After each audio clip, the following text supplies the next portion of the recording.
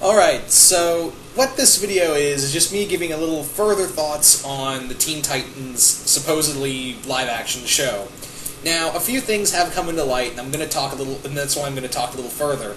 Now, I did not know this, and I kind of skim-read the first article, yeah, guilty as charged, that yes, we are getting Nightwing as the leader of the team. Everyone else is kind of up in the air. I'm still pushing for a pseudo-version of the George Perez run. Now, the other thing people have noted is that, and also some people at the CW have been like, yeah, we could do it, is that TNT is under Warner Brothers, same as the CW. So it's possible that the Teen Titans, or just Titans show, could be under, the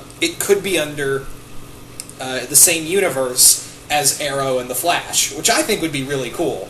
Now, that, however, leaves kind of it open-ended to another thing, is that we probably still won't get Wally West. Well, actually, no, we actually might get Wally West, but he may be a little too young. That's my biggest problem, is that he may be a little too young, but maybe they'll cheat and say, oh, he's Impulse. That's our cheat right there. That's my biggest thing, is that I think they'll just cheat and say he's Impulse. I don't think they'll do that, but it's always in the back of my mind. So we could get a very young Wally. I'm still pushing for, Beast Boy, Starfire, Raven, and those three right there. I think that's a given. If you're going to have, because again, I don't think we'll see, Beast Boy, Raven, and Starfire in a big screen continuity. I don't think they'll be in the big movies. So, and Jeff Johns, Jeff Johns is pretty much in charge of everything DC on the DC small screen and big screen. He's pretty much the end-all, be-all guy. And let me say this: as much as I do not like the New 52, if anyone out there likes it, that's totally fine. No ill will against you. I personally have kind of gone separate ways with the New 52. But however, I will say this: Jeff Johns continuously, despite everything, the little gripes I have with the New 52, Jeff Johns continues, bad grammar there, he continues to be an awesome person, and I'm really glad he's in charge of, not only the small screen, of a majority of the small screen stuff. He's pretty much the showrunner for the Flash live-action show, and he's doing a lot of stuff for Arrow as well. I know he and Stephen Amell collaborate on a lot of off-screen stuff here and there, and I'm pretty damn sure, since he did a pretty successful run in Teen Titans, he's going to have a major say in that. So I would not. There's no doubt in my mind that he would be all up for having characters like Raven, Beast Boy, and Starfire in this set continuity. And I think he would also be very open to the idea of having, since it's under TNT and the other shows under CW, I think he would be like, yeah, let's do it. So I think that's really cool. Now, in terms of other characters, you could now the biggest thing is that let's talk about the two, and let me talk about the elephant in the room. The one character on the George Perez run we probably won't see on the Titans as much as he's an essential Titans character: Cyborg. Let me say this: Cyborg on the Justice League from the get-go I just never really liked that. I just kind of like the idea of him being a Teen Titans member and then gradually, upgrading to the Justice League. I've always been fine with that, if his character evolving to that level. However, him just going from the Justice League to the get-go, you kind of mess with all the continuity he had with the Teen Titans. He was such an essential Teen Titans character. And again, I don't mind him, jumping over to the Justice League, because obviously that character got older, but just saying from the get-go, he's always been Justice League, screw the Teen Titans, never really boded well with me. Anywho, so I don't know if we'll get Cyborg on this team. That's my biggest problem, is that, we may not get Cyborg on this team, and yeah, that really sucks. There's a possibility of Donna Troy. I think that would be really cool. There's a possibility of Donna Troy. I think there's also a possibility of Aqualad. And there may be a possibility of Arsenal. I think if this is going to be connected to the Flash and Arrow continuities, I think it's a very good possibility that they could easily put Roy on this team. You could say that Roy, when he's Arsenal, he joins this team. So you could, if this does happen, and again, it's an if. Nothing's really confirmed. I think Roy would be a nice fit on the team, and also this would be a place where you could have Wally in here. That's pretty much what I think what would happen. Now, another thing is if this universe does get connected to Arrow and Flash. Another thing is that now we already have a set Deathstroke. Now the big thing is Deathstroke is obviously Nightwing's, Dick Grayson's big enemy. He's his pretty much big enemy. I know Grayson currently in the Grayson comics they're trying to say, oh well, we're going to give him an official villain. He's already had one. His name is Slade Wilson. So the big thing is he's obviously arch enemy to Oliver in this universe. But what's to say? Because remember.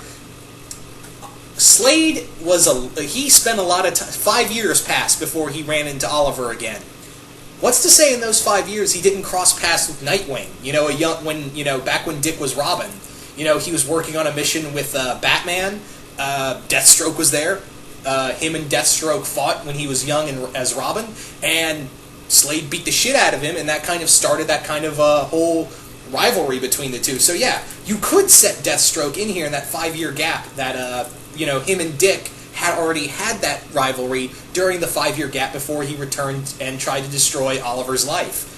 What's to say, Deathstroke has never really, even though he's a Teen Titans villain, I kind of consider more of a DC Universe villain because he's an enemy to Batman, he's an enemy to Wonder Woman, he's an enemy to even Superman and Green Lantern. He's an enemy to a lot of people. So I think they could easily pass off the whole idea of having, Slade be a multi-villain. Because again, Oliver clearly had a lot of adventures in that 5-year time gap. What's to say Slade didn't and came across a young Dick Grayson that fueled their rivalry? Again, this is going on the assumption that they will decide to connect the two universe. Connect the Flash and Green Arrow universe with the Titans universe. Again, assuming this show does get off. Man, I am saying a lot of ifs for this show. Another thing is that obviously there's some major cosmic stuff, but however, and some obviously supernatural stuff if you're gonna, because obviously one season, if this show gets off, they're gonna have to do a whole season dedicated to the Trigon story arc. They're gonna have to do that. We all know this. They're going to do the Trigon. They're going to have to do a whole season of Trigon. And yeah, now the good thing is since it's on TNT has a bigger budget. They actually have stuff that is movie worthy at some points. Obviously with Falling Skies and that other show that was done by Michael Bay. So yeah, I think they have a bigger budget to play around with the other stuff. You could do the first episode with the Gordanians. You could bring in, Blackfire, have some really cool fights between her and her sister. You could bring in, so many characters in here that, in CW it would just be like, I don't know if I'm feeling this or not. Whereas TNT, they got a bit of a bigger budget. So I'm kind of fine with that. The more I talk about it, the more I'm like, man, at the first time, in my first video I talked about the whole Teen Titans getting a live action show, I was like, I don't know. But the more I talk about it and the more I think about it, I'm like, yeah, let's do it. Let's do it. Again, this is assuming that, the pilot goes through and all is well, and TNT says yes, and it is connected to the Arrow and Flash universe. So, and that's, again, a big if, because, again, DC shows are very fickle. It's not like with the Marvel shows where like, oh, you're saying you're doing that? Okay, we're going to see it soon. Obviously with the Daredevil shows and everything else building up to Defenders. And whereas DC, where half the stuff we've heard about doesn't really happen. Like, oh, we're going to do a Dead Man show. That didn't happen. Oh, we're going to do an Hour Man show. Oh, that didn't happen. What else didn't happen? I have a list. There is a list, people. I'm still surprised that Constantine, the Constantine show is still going, is still a go. And also, the other thing is that the Supergirl show is apparently greenlit. It's all good to go. I'm still, but again, I'm waiting for a trailer to get officially hyped at all for that, and the same with Teen Titans. But then again, I'm kind of trapping myself into the hype. That's the sad part. So, yeah.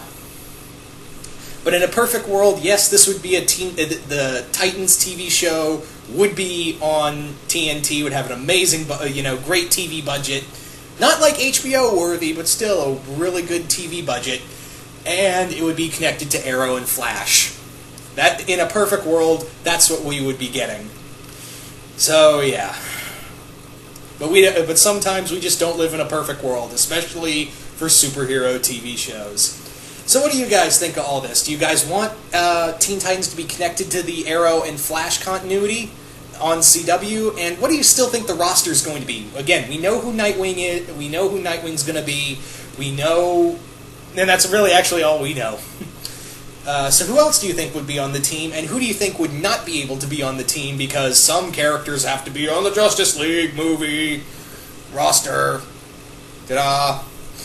Anyway, so yeah. Once again, I hope you guys enjoyed this, and I